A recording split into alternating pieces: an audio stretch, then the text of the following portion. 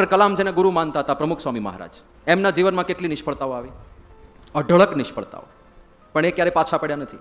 એક એક્ઝામ્પલ આપું, દિલ્હી અક્ષરધામ બન્યું, 2005માં ઉદ્ઘાટન થયું.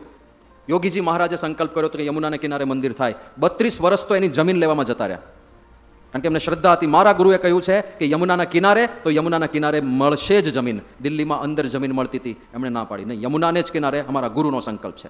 32 વર્ષે જમીન મળી અને 5 વર્ષમાં આનું બાંધકામ પૂરું કરાવ્યું એમણે.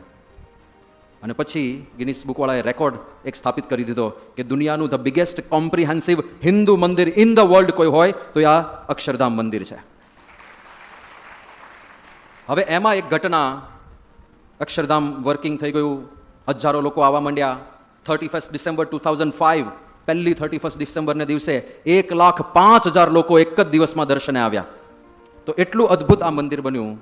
પણ થોડા મહિનાઓ પછી એક ઘટના એવી બની કે અંદર કલર માટેનું કંઈક મટીરિયલ રાખ્યું હશે અને રાત્રે શોર્ટ સર્કિટ થઈ, આગ લાગી અને આજે આખું સિંહાસન દેખાય છે. આ સિંહાસન આખું સિંહાસન બળીને ભસ્મ થઈ ગયું અને એનાથી મૂર્તિઓને પણ ઘણું બધું નુકસાન થયું. અને સવારે જ્યારે સંતો ત્યાં ગયા ત્યારે જોયું કે આ તો બધું ખલાસ થઈ ગયું. 32 વર્ષની પ્રતીક્ષા, 5 વર્ષની મહેનત, પ્રમુખ સ્વામી મહારાજનો પ્રબળ પુરુષાર્થ અને બધું બળીને રાખ. અને બધા એટલા નિરાશ થઈ ગયા હતા. અને પ્રમુખ સ્વામી મહારાજને ફોન કર્યો કે બાપા આવું થયું છે અને દ્રશ્ય એવું છે કે કશું અમને અત્યારે કોઈ વિચાર જ નથી આવતો, ચારે બાજુ નકારાત્મકતા છવાઈ ગઈ છે. અને ત્યારે પ્રમુખ સ્વામી મહારાજે કીધું કે ચિંતા ના કરો, કરતા હરતા ભગવાન છે અને જે કરે એ સારા માટે જ હોય. ભગવાનને વધુ સારું કરાવવું હશે, તમે બધું ભૂલી જાઓ, ફરીથી રિનોવેશન ચાલુ કરી દો, અક્ષરધામ થોડા સમય માટે બંધ કરી દો મુખ્ય મંદિર, અને આપણે ફરીથી કામ ચાલુ કરો. જો ઓપ્ટિમિઝમ તો જુઓ, ભગવાનમાં શ્રદ્ધા તો જુઓ. અને આવું થયું તો એ વિચાર શું આવે છે, ભગવાન જે કરે તે સારા માટે. આજે આપણે એક્સેપ્ટન્સની વાત કરીને, તમારું બધું કામ એક સાથે સળગીને ભસ્મ થઈ જાય તો વિચાર આ રહે કે બસ સ્વીકારી લેવાનું છે, ભગવાન જે કરે તે સારા માટે. એક્સેપ્ટન્સ. અને હવે નેક્સ્ટ સ્ટેપ આવે છે, પાછું ચાલુ કરો હાર્ડવર્ક, ફરીથી બનાવો અને ભગવાનને આપણે પ્રાર્થના કરીએ વધારે સારું બનશે.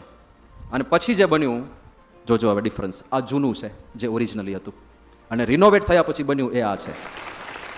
અને અત્યારે લોકો ખસતા નથી દર્શનેથી, ત્યાં આપણે સ્વયંસેવકો રાખવા પડે છે કે આગળ વધો. એટલી અદ્ભુત રચના થઈ. તો આ જે સાયકલ સ્વીકારી લેવાનું છે, એક હાર્ડવર્ક, સ્માર્ટ વર્ક, જે કરો તે મહેનત કરો અને પછી જે પરિણામ મળે એને સ્વીકારી લો. મંજૂર નથી, વધારે આગળ વધવું છે, ફરીથી હાર્ડવર્ક કરો, પરિણામ મળે એને સ્વીકારી લો. એ સાયકલમાં રહેવાનું. પણ એ સાયકલ વચ્ચે શાંતિ નહીં થાય પાછી, કારણ કે અસંતોષ છે એટલે તો વધારે મહેનત કરીએ છીએ, અને અસંતોષ છે ત્યાં સુધી, તૃષ્ણા છે ત્યાં સુધી શાંતિ નહીં થાય. એની વચ્ચે stay happy and satisfied, use spiritual wisdom. ત્યાં આધ્યાત્મિક જ્ઞાનનો ઉપયોગ કરીને શાંત રહેતા શીખી જવું પડે.